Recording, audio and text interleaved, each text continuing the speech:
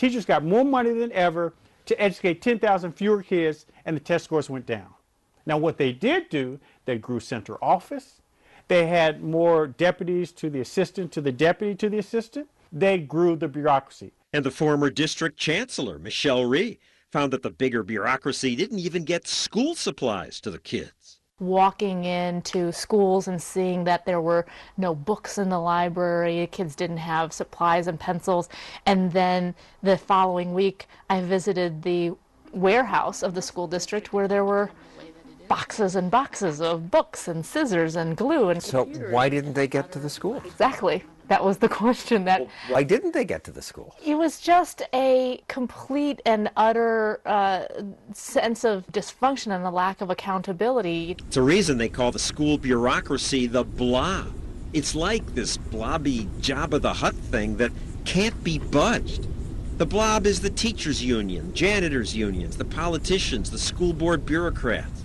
And if you try to make a change, the blob says, we don't do that here. We have to requisition downtown. We got to get 4 or 5 people to sign off. The deputy director of curriculum has to say this is okay. It's crazy. Both union leaders escaped that bureaucracy. You went to private school. That's correct. It kind of made me feel that I had better do pretty good in that school or else. I'll confront the union bosses when we return. Why can't other people have the choice they had? Also, why does it cost $250,000 to fire just one union teacher? What's wrong with these people?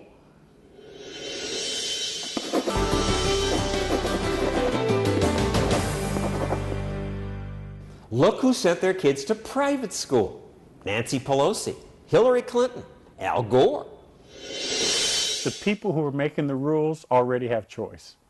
You know, the politicians, and I used to be a politician, the politicians have choice. Yet all these politicians who sent their kids to private school oppose school choice for regular people. Thank you for taking my question, President Obama. I wanted to know whether or not you think that Malia and Sasha would get the same high-quality, rigorous education in a D.C. public school. If I wanted to find a great public school for Malia and Sasha to be in, we could probably maneuver to do it. But apparently, he didn't want to.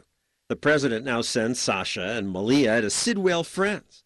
It's the same school the vice president's grandkids attend. Tuition, $32,000 a year. And the union leaders? You went to private school. That's correct. I graduated a Catholic high school. Joe Del Grasso is head of Newark's teachers union. He's a tough negotiator. At this school board meeting, when the chairman said he'd used up his speaking time, Del Grasso marched up to the front to demand more, saying, my union contract mandates 7 more minutes than I got.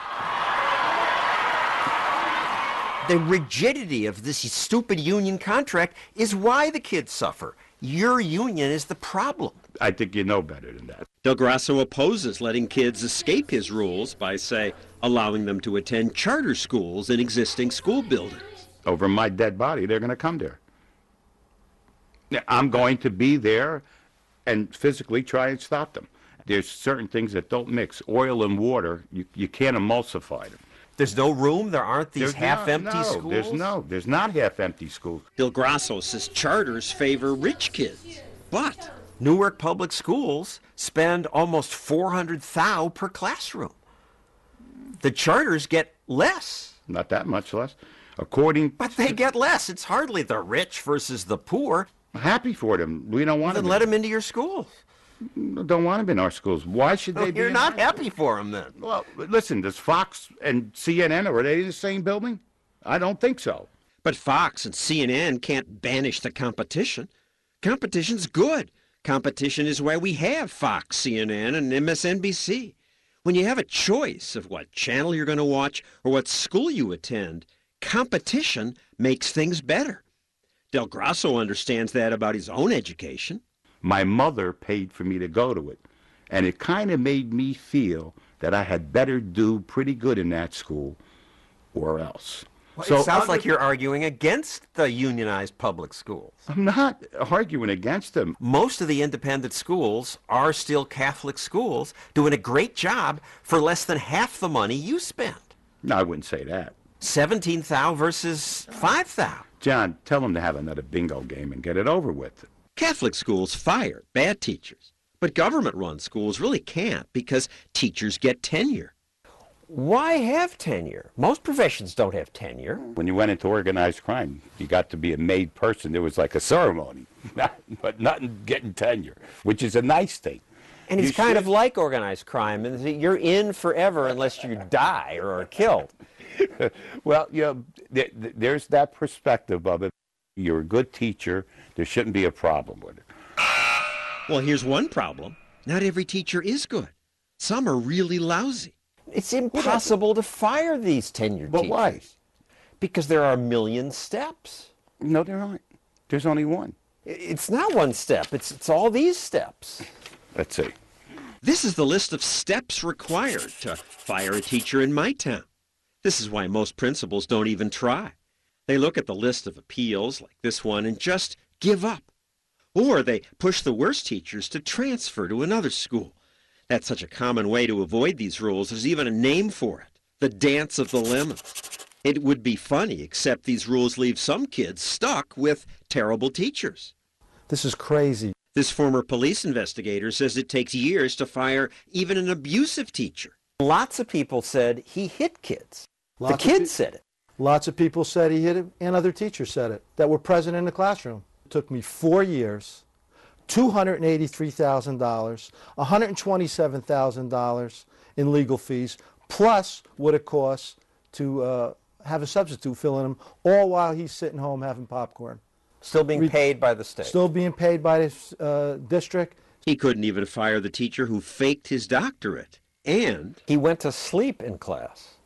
And he was quite disturbed when the supervisor came in and woke him up. He complained. It never ends. It never ends. When we return, meet someone who successfully fired hundreds of teachers. Fired your own daughter's principal. That was a chilly night at home.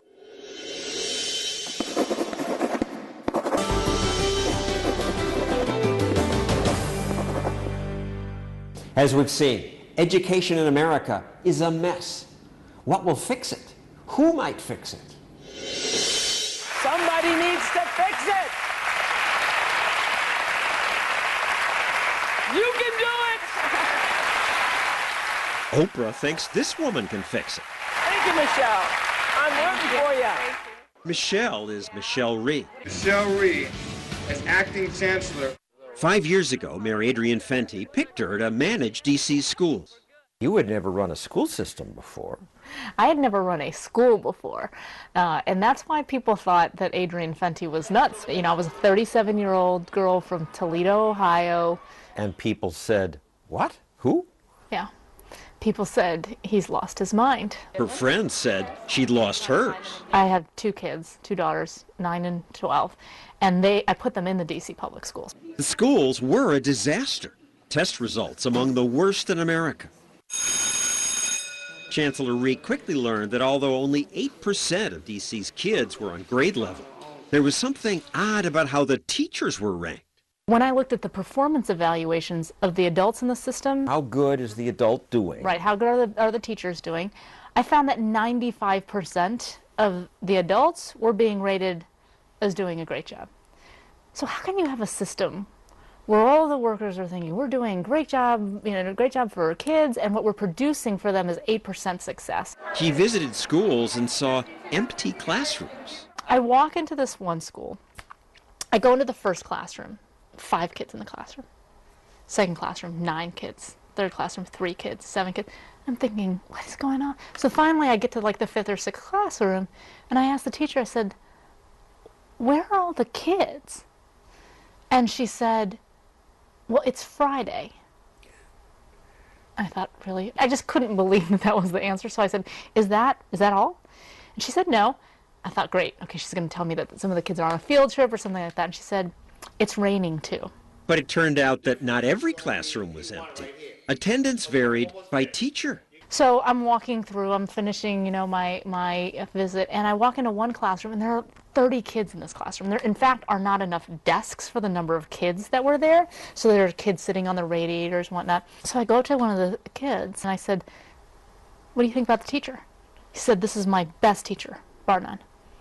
As I was leaving the school, and this was about at 10 o'clock in the morning, that young man and two of his friends were walking out of the school in front of me. So I tapped him on the shoulder. I said, "Excuse me, young man, where do you think you're going?" And they said to me, "Well, our first period teacher, the one that you saw, he's great, so we came to school. But our second period teacher is not so good, so we're going to roll." And I thought, okay, this is not the picture that the American public have in their minds of truants. These children were making a very conscious decision to wake up early and to come to school for first period because they knew they were going to get something out of it, and then to leave after that because they weren't going to get any value out of it. And this great teacher, he gets paid no more than all the other teachers. That's right. Gets paid no more. If we were doing seniority-based layoffs, would have gotten laid off first. So Ree decided she'd pay good teachers more and fire bad teachers. And that did not go over particularly well. Reed must go!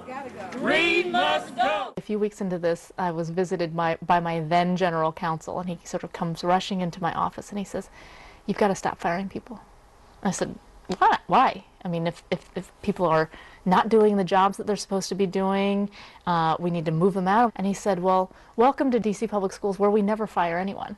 But you did fire a lot of these people. Eventually we did. Ree found a 90-day loophole that let her close some lousy schools and fire some teachers.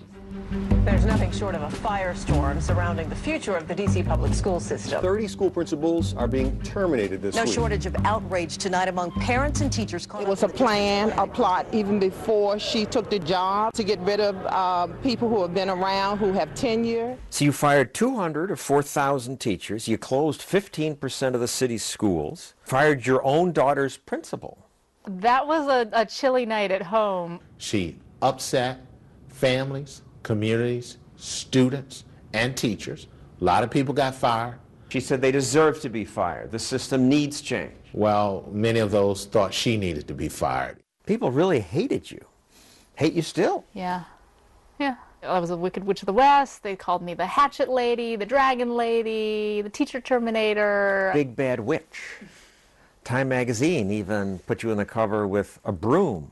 I actually took the broom to mean, sweeping house. The Blob didn't want their house swept. The union says poorly performing teachers need a second chance. Don't you have some union teachers who are just lousy? We need to lift up the low performers and help them do better. I have not... just fire them. Sorry, maybe teaching it's not for you. There's a cost to firing teachers. The quality of life of that person is deeply affected by that termination. So nobody should ever be fired? Well, what we should do is help people improve their skills. People would say to me, well, if a teacher is not effective, you should talk about spending the time and effort to professionally develop that person, right? I'd say, okay, but whose children are we going to put in that classroom for this year? Who are you going to practice on? Right. Who are you going to say, oh, and it didn't work out? Sorry. I mean, you only get one chance at first grade. So she changed the policy. I made a decision that we were going to do the layoffs by quality instead of seniority.